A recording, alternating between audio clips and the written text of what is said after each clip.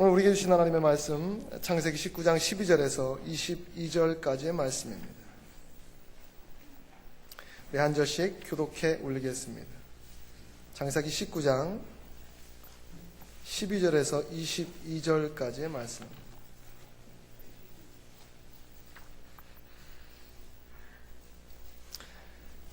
다 찾으셨으면 아멘. 네, 한 절씩 교독해 올리겠습니다. 그 사람들이 롯에게 이르되 이 외에 내게 속한 자가 또 있느냐? 내 사위나 자녀나 성중에 내게 속한 자들을 다 성 밖으로 이끌어내라.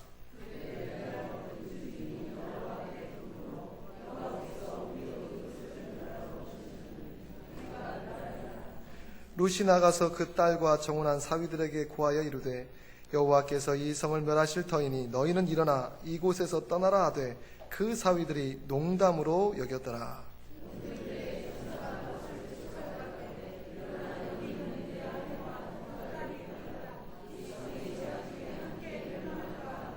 그러나 롯이 지체함에 그 사람들이 롯의 손과 그 아내의 손과 두 딸의 손을 잡아 인도하여 성 밖에 두니 여호와께서 그에게 인자를 더하심이었더라.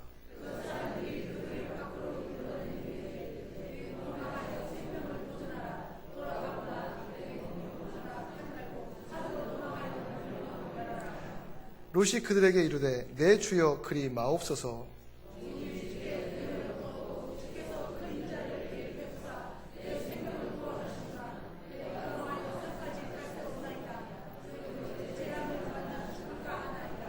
오소서. 저 성은 도망하기 가깝고 작기도 하오니 나로 그곳에 도망하게 하소서. 이는 작은 성이 아니니까 내 생명이 보존되리이다.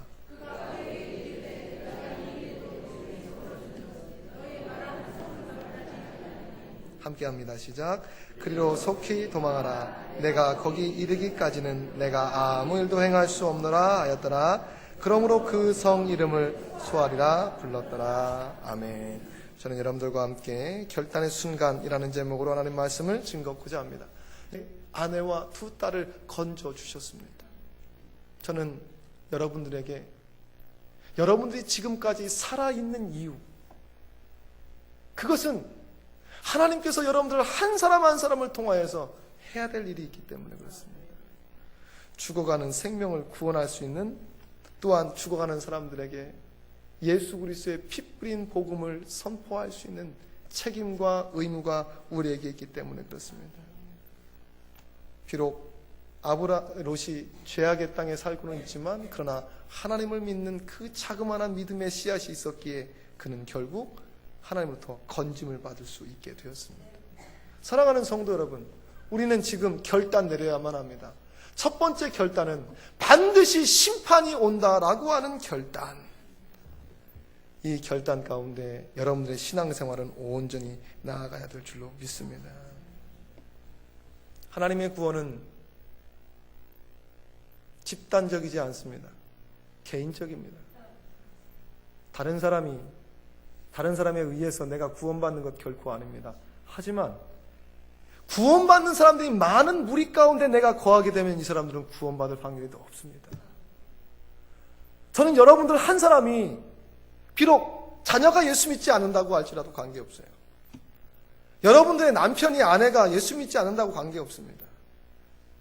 여러분들의 부모님이 예수 믿지 않는다고 관계없어요. 그것은 아직 믿지 않을 뿐입니다. 아브라함 한 사람을 통하여서 하나님께서는 이 멸망당할 수밖에 없는 소돔과 고모라 땅에 롯과 그의 아내와 두 딸을 건져주셨던 것처럼 여러분들을 통하여서 구원을 지금 이루시고자 하십니다. 그것은 비단 단순한 구원으로 그치는 것이 아니라 축복으로 나아가는 하나님의 놀라운 뜻입니다. 하나님께서 이 성을 멸망시키신다고 말씀하시는데 우리 이 말씀을 믿고 떠나자. 그것이 우리 가운데 선포되어야 될 하나님의 귀한 메시지입니다. 믿음은 결단입니다. 신앙은 결단입니다. 지금 결단해야만 합니다. 이 하나님의 말씀을 듣고 결단하여 영원한 생명을 얻은 사람과 그렇지 않은 사람들, 만약 먼저 예수 그리스도를 믿는 여러분들이라면 여러분들은 한 사람으로 국한되어서는 안 돼요. 나 혼자만 예수 믿고 있다. 그래서 거기서 멈춰서는 안 됩니다. 여러분들 한 사람을 통하여서 지금 소돔과 고모라 땅에 있는 여러분들의 또 다른 롯 건져내어야만 합니다. 죄악의 길에서 돌이켜서 다시 영원한 삶으로 얻을 수 있는 것, 여러분들을 통하여 선포되기 원합니다. 이 소돔과 고모라 땅의 롯은 결단을 내려야만 하는 시점이 왔습니다. 천사들로부터 아브라함의 기도를 듣고 나서 천사가 그곳을 방문하여 롯에게 이야기합니다. 롯이여, 지금 가야만 합니다. 하나님의 심판이 지금 임박했습니다. 하나님의 진노가 지금 임박했습니다. 지금 가야만 합니다. 미국의 흑인 인권 운동을 일으켰던 마르틴 루터 킹 목사님은 신앙적인 관점에서 인권 운동을 하였습니다. 그분이 셀마에서 엘리바마까지 행진을 하면서 그가 마지막 엘리바마 국회의사당 앞에서 연설한 내용은 다른 것이 아니었습니다. 이 부조리, 잘못된 것, 언젠가 하나님께서 치실 때가 온다. 경고의 메시지였습니다. 하나님의 진노의 발이, 하나님께서 직접 만드신 그 포도밭을 언젠가 짓밟기 전에 돌이켜야 된다는 것이죠. 회개해야 된다는 것입니다. 그리고 그 회개는 바른 결단을 통하여서 나아갈 수 있습니다. 우유부단하게 아무거나 여기도 속해도 되고 저기도 속해도 되고 지옥 간들 어떠고 천국 간들 어떠고, 이것이 아니라 바른 그리도 예수 안에서 결단을 내려야만 합니다. 멸망의 소식을 듣게 된다면 바로 우리는 뛰쳐나와야만 합니다. 그 역할을 여러분들이 감당을 내셔야만 해요. 그러나 이 똑같은 경고의 메시지를 다르게 받아들이는 사람이 많습니다. 오늘 성경은 이렇게 증거합니다. 롯이 나가서 그 딸과 정혼한 사위에게 고하여 이르되, 롯은 하나님의 메시지를 듣고 나서 결단했습니다. 이제 이 메시지가 진실이구나. 만약 가짜라고 여겼으면 전하겠습니까? 아이고, 거짓말인데 뭐. 그러나 롯은 그래도 믿음이 있기에 이 말씀을 믿었습니다. 그리고 나아가서 그 딸과 정혼한 사위에게 공하였습니다. 이르되, 여호와께서 이 성을 멸하실 터이니 너희는 일어나 이곳에서 떠나라 하되 그 사위들이 농담으로 여겼더라. 이 성을 멸망시킨다고 하시는 하나님의 이 무서운 말씀에 사위들은 농담으로 여겼습니다.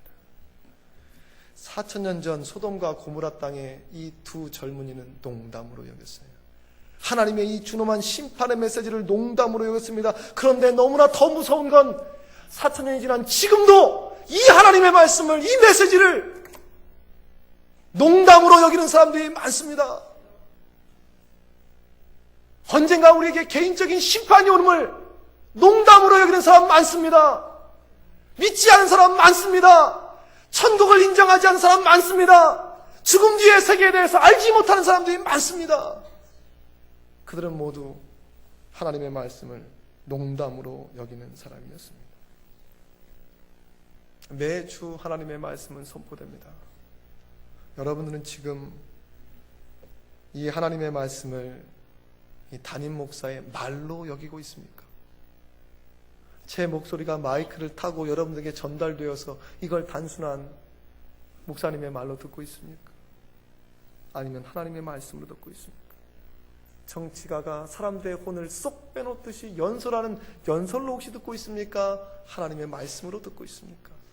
오늘 교회 갔더니 오늘 목사님 양반이 아주 설교 잘하대. 그분이 설교 들으니까 고개도 끄덕이고 그렇게 살아야 되겠어. 좋은 일 많이 하고 살아야지. 그러나 그것이 교훈적인 이야기는 될 수 있지만 생명의 말씀은 될 수 없습니다. 혹 여러분, 이 아름다운 세상, 이 풍요로운 세상, 살기 좋은 이 세상이 어떻게 망하겠어 라고 농담으로 생각하고 있지 않습니까?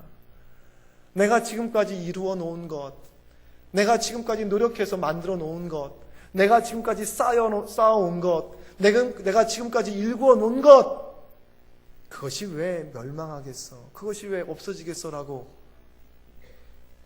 농담처럼 여기시는 분 혹시 없습니까?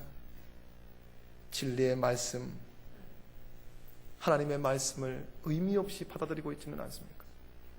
여러분들이 예배드리는 모습을 통하여서 하나님의 말씀은 여러분들에게 어떻게 전달되느냐가 나타나고 있습니다. 혹 어떤 사람은 교회를 친교의 수단으로 삼는 사람도 많습니다. 바로 이때 이 모든 사람들은 하나님의 말씀을 진리의 말씀으로 받아들이지 않는 사람들입니다. 저는 여러분들에게 그렇다면 왜 진리의 말씀이 농담처럼 들렸을까요? 왜 롯은 결단해서 사위들에게 이야기하는데 이 사위들은 바른 결단을 내리지 못했을까요? 두 가지가 있습니다.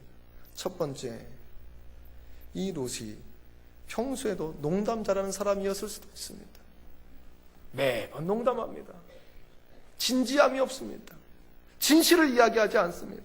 심각하지 않습니다. 그냥 이야기합니다. 농담 잘하면 재밌죠. 즐거운 이야기하면 그 이야기를 듣고 웃고 스트레스가 해소될 수 있습니다. 그러나 그것이 지나치면 정말 진지한 이야기를 할 때 받아들여지지 않습니다. 평상시에 롯은 조카들과 함께 농담 따먹기를 잘했나 봅니다. 하나님의 말씀 가지고 농담만 했을 수도 있습니다. 그러니 하나님 말씀을 들었을 때 그것을 농담으로 여겼겠죠. 여러분, 우리가 세상 살면서 웃을 수도 있고 또 농담할 수도 있습니다. 그러나 하나님 말씀 가지고는 우리 농담하지 맙시다. 하나님의 말씀은 진리의 말씀이며 좌우의 날이 서면 어떤 검보다 예리하게 우리의 심령 구슬을 쪼개고도 남을 수 있는 그런 말씀이 되어야만 합니다. 그 말씀이 세상 사람들이 이야기하는 그런 말씀들이 아닌 능력과 힘이 있는 말씀이 되어야만 합니다. 그 말씀을 통하여서 우리가 변화되어야만 해요. 만약 우리가 변화되지 않는다면 우리는 여전히 하나님의 말씀을 농담처럼 여기는 거예요. 농담처럼 쉽게 듣고 쉽게 웃고 쉽게 넘어가는 거죠. 하나님의 말씀은 무거워야만 합니다. 하나님의 말씀은 진지해야만 합니다. 하나님의 말씀은 100% 믿음으로 받아들여야만 합니다. 무엇은 받아들이고 무엇은 받아들이지 않으면 안 돼요. 두 번째로 롯의 사위들이 이 장인의 말을 농담처럼 여긴 것은 평상시에 롯의 모습이 진지하지 않았어요. 즉 한마디로 말하면 그리스도인처럼 보이지 않아서 그렇습니다.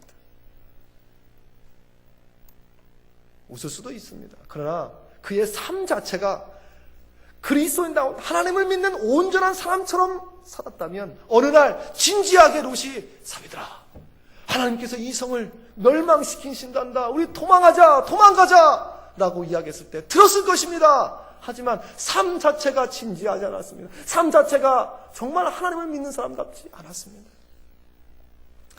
제가 이번에 미국 하나님의 성에 초청으로 성령개불에 참석한 후에 한 3일 정도 저희 사촌 그 처형이 있는 곳에 머물게 되었습니다.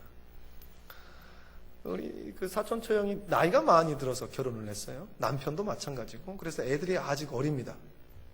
5살, 6살, 딸 둘이에요. 그래서 그 집에 가서 머무는데 첫날 거기가 한국 사람이 별로 없어요. 아이들이 간 곳도 마찬가지고요. 학교에도 마찬가지고. 그래서 한국 사람이 와서 그런지 아이들이 좋답니다. 그래서 저는 아이들이 좋다고 소리 지르고 막 하는 거예요. 그래서 소파에 앉았는데 제가 뭐라고 이야기했냐면 이건 농담처럼 이야기한 거예요. 애는 둘인데 한 5명 있는 것 같다고 그렇게 이야기를 했어요. 막 정신 없습니다. 막 아이들을 키울 때 저는 그렇게 키우지 않았지만 굉장히 미국식으로 키우고 있어요. 자유분방하게 무슨 말을 하든 귀 기울입니다. 아무리 허튼 말해도 다 그랬어? 나이 들어서 애를 낳아서 그럴 수도 있고 아니면 전형적인 미국 방식이라서 그럴 수도 있고 굉장히 자유분방하게 아이를 키우는 거예요. 뭘 해도 화내는 법도 없습니다. 저 같으면 딸이건 아들이건 그냥 정신봉 가져와라. 몽둥이 가지고 했을 텐데 그렇지 않아요. 거기에 방식이니까 제가 왈가왈부하지는 않습니다. 화를 내는 법이 없어요. 그런 방식도 좀 좋은 것 같아요. 화를 내지 않습니다. 아무리 그래도. 그런데 제가 이 두 번째 날 이렇게 뉴스를 이렇게 보고 있는데 저랑 같이 놀자는 것 같아요. 이 아이들이. 제 옆에서 막 이렇게 하고 이렇게 하고 이렇게 하고 막. 밑에서 보였다 안 보였다 이렇게 하고 뭐 그래서 이건 뭐예요? 계속 물어보고 뭐 계속 그래요. 그래서 설명을 해서 이렇게 얘기해 줬어요. 그것도 한두 번이지. 제가 지금 이거 집중해야 되는데 못 하잖아요. 그래서 그만 하고 했어요. 그랬더니 첫째 아이는 그래도 좀 덜한데 둘째 아이가 와갖고서 자기랑 놀자고 하는 건지 옆구리를 찌릅니다. 제가 이렇게 하는데 깜짝 놀랐어요. 손가락을 뚝 찔러요. 웃었어요. 조금 있다가 또 그래요. 지금 웃었습니다. 마지막에 갑자기 뭐가 툭 날라오는데 탁 맞았어요. 책이에요. 뭐 큰 책은 아니고 조그만한 책. 지금까지 이 아이는 한 번도 화내는 걸 별로 못 봤나 봐요. 제가 탁 하자마자 바로 말하지 않고 일단은 인상부터 썼습니다. 처음에는 막 무슨 남의 집에서 지금 거하고 있으니까 좀 화낼 수 있으니까 지금서 웃고 계속 그랬어요. 찔러도 그냥 웃고 그랬는데 그거 하자마자 바로 제가 말하지 않았어요. 딱 한마디 했어요. 일로 와. 안 돼! 그랬어요. 그리고 얘가 미국에서 태어났으니까 NO! 딱 그랬어요. 그 다음부터 제가 떠날 때까지 이 아이는 저 가까이 오지 않았어요. 자기가 잘못한 걸 알거든요.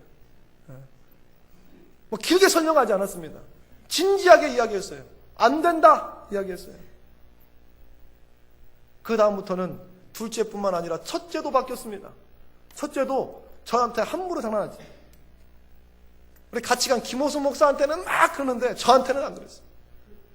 편하더라고요. 귀찮게 하지 않아서 좋았습니다.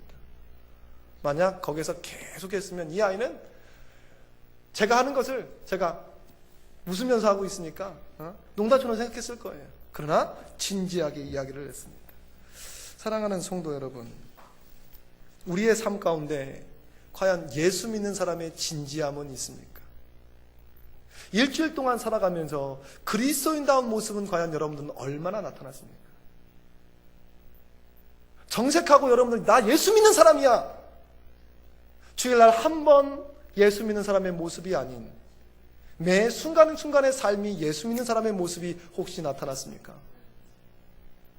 사위들이 롯의 말을 농담으로 여겼던 이유 가운데 하나는 롯이 지금으로 말하면 그리스도인처럼 안 보였기 때문에 그래요. 제가 이 단상에서 여러분들에게 주님은 곧 오십니다. 심판의 날이 임박했습니다. 우리 결정하고 예수 그리스도의 길로 갑시다 라고 이야기한다면 많은 성도들이 아멘, 그렇지 라고 생각할 겁니다. 그런데 지금까지의 삶이 그리스도인다운 이야기는 단 한 번도 하지 않은 사람들이 갑자기 나타난다면 저 사람 왜 그래? 미친 거 아니야? 라고 이야기하지 않겠습니까? 바른 예수 믿는 사람의 삶을 살아야 됨에도 불구하고 그 결단을 하지 못한 결과 롯의 말은 사위들에 의해서 농담으로 치부되었습니다. 진실임에도 불구하고 농담으로 치부가 되었어요. 거짓을 농담으로 하면 그것을 누가 뭐라고 하겠습니까? 여러분, 한국교회의 힘을 잃은 이유는 다른 것이 아닙니다. 우리 한 사람 한 사람이 정말 바른 그리스도인답게 살지 못했기 때문에 세상이 믿지 않는 거예요. 농담으로 여기고 있습니다. 사랑하는 성도 여러분, 우리 참 그리스도인처럼 살아가야만 합니다. 그래야 그들에게 복음을 증거할 때나 여러분들의 가까이 있는 사람들에게도, 사랑하는 이들에게도 바른 결정을 할 수 있는 능력의 그리스도인이 될 수 있습니다. 초대교회 성도들은 참 바른 그리스도인처럼 살아갔습니다. 로마가 어느 날 갑자기 기독교를 공인하고 어느 날 갑자기 그리스도 믿는 나라가 된 것이 결코 아닙니다. 그 안에는 수많은 여러 가지 이유가 있습니다. 수많은 여러 가지 이유 가운데 하나를 여러분들에게 소개시켜 드리고자 합니다. 그리스도인들, 특히 우리의 백양교회 성도들이 어떠한 바른 성도다운 삶, 백양교회 교인 닮은 삶, 예수 믿는 사람다운 삶, 크리스찬다운 삶, 그 삶을 살아야 될지 우리에게 바른 결단을 내려주는 귀한 이야기입니다. 로마는 다신교를 믿는 그런 나라였기에 아무나 다 신이 됩니다. 이 사람도 신이고 저 사람도 신입니다. 너무나 풍족해서 처음에는 안 그랬어요. 처음에는 조그만한 도시국가로 살아갈 때는 안 그랬습니다. 그런데 땅이 조금씩 넓어집니다. 여러분들의 삶과 한번 비교해 보세요. 예전에는 안 그랬는데 지금 조금씩 살기 나아졌습니다. 물질로도 좀 풍요로워졌어요. 배울 것도 많이 배웠습니다. 자식들도 든든하게 서 있습니다. 마치 로마처럼 말이죠. 로마는 조금씩 땅을 확대해 나아갔습니다. 나가서 싸우면 이깁니다. 그 누구도 이 로마에 적대할 수 없습니다. 그 다음에 몰려온 것이 로마는 흥청망청이었습니다. 정복전쟁이 다 끝나서 더 이상 얻을 게 없게 되자 이제 향락과 방탕에 빠져 있게 됩니다. 목욕탕을 만드는데 한 번 목욕탕에 5,000명씩 들어갑니다. 저는 그 목욕탕이 우리 교회만 했으면 좋겠어요. 우리 교회가 참 그 목욕탕만 했으면 좋겠어요. 한 5,000명 모이는 교회. 할렐루야. 그런데 그곳에서 같은 공간이지만 우리는 예배를 드려요. 그런데 그곳에서 향락에 빠져 있습니다. 남편이 향락에 빠져 있고 흥청망청 살고 그렇게 사니 아내도 그렇게 삽니다. 아버지와 어머니가 그렇게 살고 있으니 그의 아들과 딸들도 그렇게 살아갑니다. 온전한 사람이 아무도 없었습니다. 다 흥청망청이에요. 살아가는 것. 그래서 제가 언젠가 한번 이야기했는데 로마 사람들은 맛있는 음식을 막 먹습니다. 그 옆에 통 하나가 있어요. 너무 맛있다. 이 세상에 좋은 음식들은 다 먹습니다. 그 옆에 통 하나에 이런 깃털 같은 거 가지고 여기다 목에다 집어넣은 다음에 다 개워내요. 그래서 또 먹습니다. 또 개워내요. 토해내는 거죠. 음식 먹고 든든하게 하라는 겁니다. 즐기라고만 있는 것이 아니라 물론 즐길 수도 있지만요. 그러나 궁극적으로는 내 몸을 든든하게 하는 거예요. 그들은 태폐, 향락, 흥청망청, 낭비 그곳에 사로잡혀 있습니다. 그러니 나라가 어떻게 되겠습니까? 그런데 말이죠. 아무리 자식들에게 너 똑바로 살아라 이야기해도 부모님이 그렇게 살지 않는데 어떻게 자식이 똑바로 살겠습니까? 자신은 도둑질해도 자식들에게 너 도둑질하지 마 라고 하는데 자식들이 보기에 매일 도둑질하네요. 야 너는 욕하지 마라. 나는 욕해도 그게 됩니까? 부모가 날마다 욕하는데 자식들 그거 욕 배우게 될 수밖에 없습니다. 그런데 여러분 어느 날 이 로마의 귀족들이 예수 믿는 사람들을 봤어요. 예수 믿는 사람들 봤더니 이 사람들은 정말 이 사람들과 지금 사람들과 살지 않거든요. 정결하게, 바르게, 온전하게, 정직하게 살아가고 있었습니다. 그래서 로마의 귀족들이 강제적으로 예수 믿는 처녀들을 자기 자식과 결혼시키는 거예요. 즉 며느리를 삼는 거죠. 허랑방탕한 딸들에게 예수 믿는 남자를 데리고 가다가 결혼시켜요. 강제적으로. 특히 예수 믿는 처녀들을 데려다가 가업을 이어야 되니까 자기 아들과 결혼시키는 경우가 많았습니다. 여기까지는 내가 원하지 않는 결혼을 했기 때문에 슬픈 이야기지만 그 다음이에요. 원치 않는 결혼을 했지만 어쨌든 그 안에서 자녀가 태어납니다. 이때 예수 믿는 이 여인들은 비록 자신들이 원하지 않는 결혼이었지만 자신의 신앙과 믿음을 자기 자녀들에게 쏟아 부었습니다. 자신도 예수 믿는 사람처럼 살아갔고 자기 자녀도 예수 믿는 사람처럼 살아갔습니다. 비록 남편은 허랑방탕하게 살아갑니다. 시아버지도 허랑방탕하게 살아갑니다. 그러나 이 예수 믿는 처녀는 그 가정에 들어가서 바른 그리스도의 삶을 살아갑니다. 그리고 그 자녀 역시 예수 믿는 사람으로 키워나가요. 시간이 지나서 어떻게 되는 줄 아십니까? 로마의 귀족 사회에 예수 믿는 사람들이 부지기수였습니다. 로마의 귀족, 로마의 상류사회가 예수 믿는 사람이 된 것은 전도로 된 것이 아니었어요. 하층민이 귀족들에게 가서 예수 믿으시오, 예수 믿으시오. 돈 많은 사람에게 예수 믿으시오, 예수 믿으시오. 권력자들에게 예수 믿으시오, 예수 믿으시오. 그렇게 한 것이 아니었습니다. 그 안에서 어쩔 수 없이 결혼하였지만 그러나 예수 믿는 사람의 그 정체성을 잊지 않고 예수 믿는 사람처럼 살아가게 되었습니다. 그 결과 로마의 귀족들이 예수 믿는 사람들이 많아지게 됩니다. 어느 한순간 이 사람도 예수 믿는 사람이요, 저 사람도 예수 믿는 사람이요, 이 사람도 예수 믿는 사람들이 되었어요. 어쩔 수 없이 기독교를 공인하게 되었다고 합니다. 물론 다른 여러 가지 이유가 함께 복합적으로 되었다면 말이죠. 사랑하는 성도 여러분, 저는 다음 주에 같은 본문 말씀을 가지고 역시 결단과 머뭇거리지 않는 신앙의 결단이 우리에게 필요한 말씀을 증거하게 될 텐데, 오늘은 사랑하는 성도 여러분, 여러분들이 진정으로 예수 믿는 사람이면 진리의 말씀, 생명의 말씀이 농담이 아닌 능력의 말씀이 되기를 주님의 이름으로 축복합니다.